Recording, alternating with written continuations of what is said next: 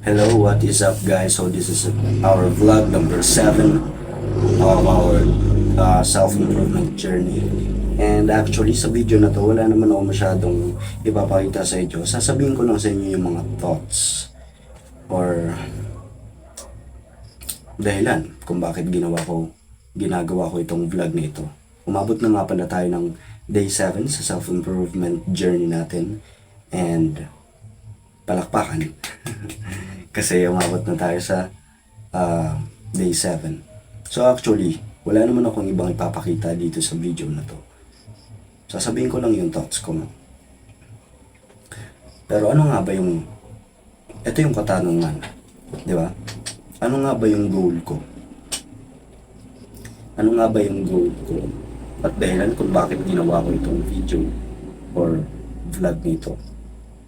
Siyempre, gaya ng sinabi ko sa last video na ginawa ko is yung dahilan para makita ng future self ko kung gaano ako kaporsigido at makita ang resulta, siyempre, sa bagay na ginagawa ko, which is yung pag-workout, pag-self-improve. Hindi lang ito actually about sa pag-workout about rin to sa kumaga kung paano ka magkakaroon ng peace of mind. About rin ito sa kung paano mo makokontrol ang sarili mo. Diba? Kasi karamihan sa mga tao ngayon, lalong-lalo sa mga kabataan, hindi nila kontrolado o hindi nila makontrol yung isip nila. Laging may nang mamanipula sa kanila. And that is something that I want you guys to learn on how to control yourself by taking action. By taking actions like meditating, by being disciplined. That's what I am teaching you here. So, yun yung isa sa mga goal ko para makita, syempre, ng future self ko kung ano yung proseso na pinagdaanan ko. And sunod, syempre, para maka-inspira ako ng mga tao o mga kabataan, lalong-lalo na, syempre, mga kabataan na yan, walang mga disiplina. Papakita ko sa kanila o ipapakita ko sa inyo na kayang-kayang gawin natin ito kahit na sobrang daming mga distraction sa paligid. Actually, na cellphone na yung distraction ngayon Diba? Pag open mo ng TikTok, distraction. Nakakita ka ng mga babae nagsasayaw, nagtutwerk.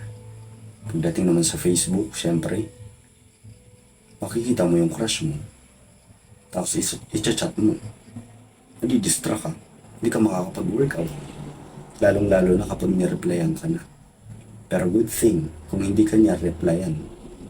Kasi wala kang ibang pagtutuunan ng oras kundi ang pag-workout, pagpapaganda ng katawan. And that is actually really helpful.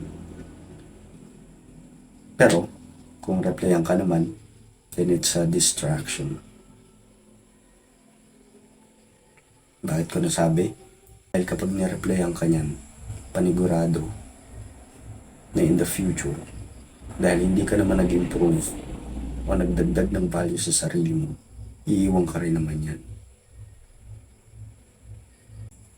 Kaya ako nasabi na goods kapag hindi ka niya nireplyan. Kaya kahit papaano, pasalamat ka pa rin sa kanya. Pero huwag ka mag-chat na salamat kasi hindi mo ako nireplyan. Sa isip mo na lang yun. Ikaw talaga. Anyway, hindi lang yun syempre yung ituturo ko sa inyo dito. Actually ngayon nagsisimula na ako. Nagsisimula na rin ako sa proseso ng pagka-create ng money. Pero para to actually sa mga estudyante pa lang naman, or pwede rin naman sa mga nagtatrabaho.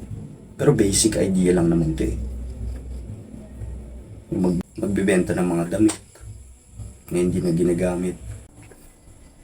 Kahit anong gamit na hindi mo na ginagamit, pwede mo siyang ibenta. And actually, yun yung ginagawa ko ngayon.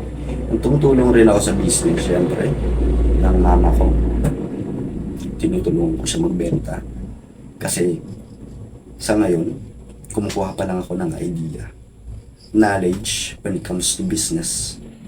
Kasi hindi ako yung basta-basta lang na magtatayo ng business, mag-create ng business, tapos walang idea, walang knowledge.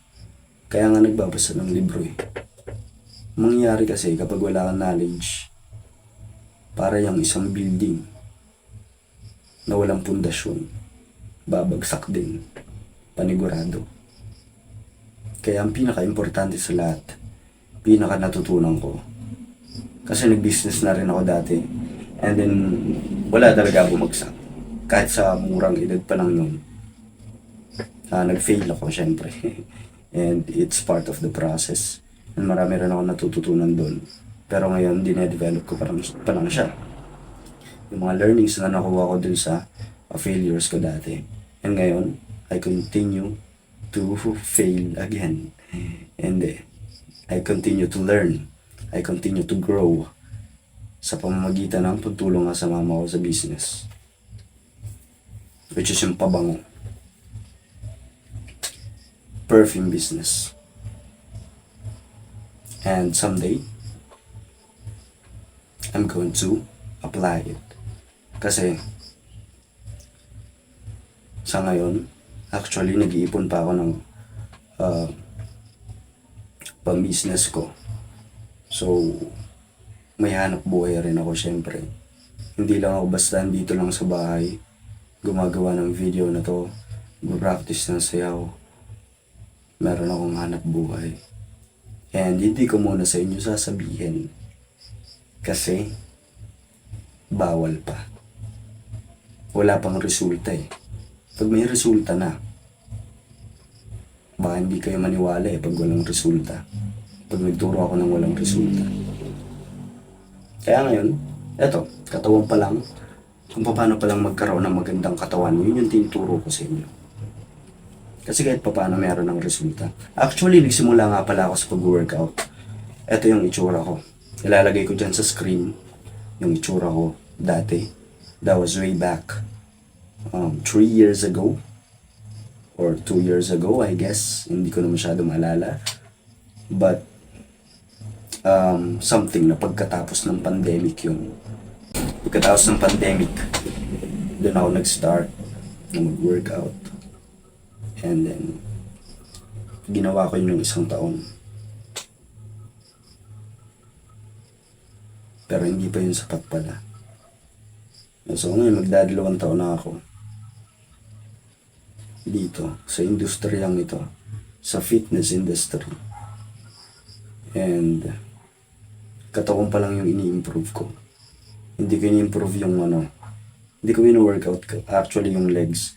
Pero ngayon nga, ginagawa ko na siya. Yeah.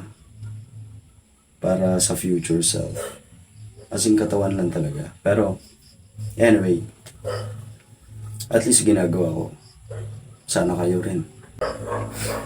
Anyway, that's it for this video. And, yeah, wala namang masyadong exciting. Pero abangan nyo yung mga i-upload ko sa susunod na vlog. Sigurado magugustuhan nyo. Dahil may vlog na yun sa labas. O mag-vlog ako sa labas ng bahay. Siyempre. Kasi, gaya nga ng sabi ko, kailangan balance lang ang lahat. Hindi kailangan magpaka-stress sa pag-workout, sa pag-self-improve.